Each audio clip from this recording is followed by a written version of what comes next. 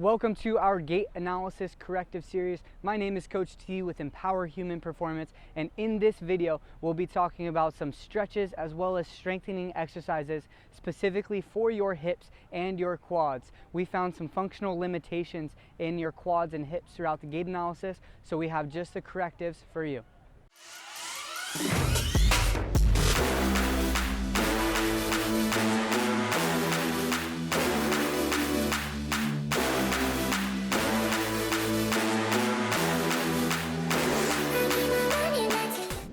All right, so we have some primary quad and hip flexor stretches and strengthening for you. The first thing that we're going to do is a prone quad stretch. So this is a very classic stretch. We'll be lying down on our stomachs. We'll reach back to our right hand with our right to our right heel, and we'll pull that towards our right glute, trying to make contact. And we're just going to statically hold this for about 30 seconds on each side. Okay. The second movement is our dynamic movement. This movement we'll get into a half kneeling position. In this half kneeling position, we're going to want to make sure that we're at a perfect 90-90 angle here. Okay.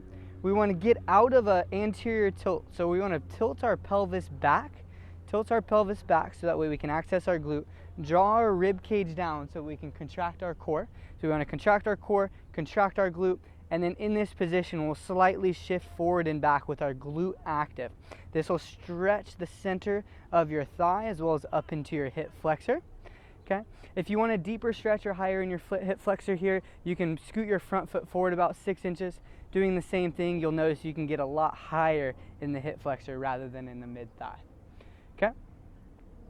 And then following this, the last movement that we have is our hip flexor lift. So we'll be on our butt, sitting here. It'll be really good if you have a tool or something, maybe a hydro flask, water bottle, something like that would be a good height. But essentially what we'll be doing, we'll sit with a proud chest, so chest up, shoulders back. We want to stack our vertebral column so we're sitting up nice and proper. Without shifting our hips backwards, we're going to engage our core and we're going to try and lift our foot up and over that water bottle. If you don't have access to anything, that's all right. But again, contract the core, spine is vertical, we're going to lift up and over. You'll feel a natural tendency to want to lean back and lift. We just want to strengthen the hip flexors here. Okay, so by doing so, that will allow you to really optimize your stretching and really optimize the utilization of your hip flexors and quad, and you'll definitely be able to get some more glute activation and glute force, ultimately producing more force into the ground, helping you to accelerate and run faster and hopefully become a more stable runner, staying injury free. As a quick recap of tightness in the quad and the hip flexor, that can really limit your ability to access and utilize your glutes and produce force into the ground.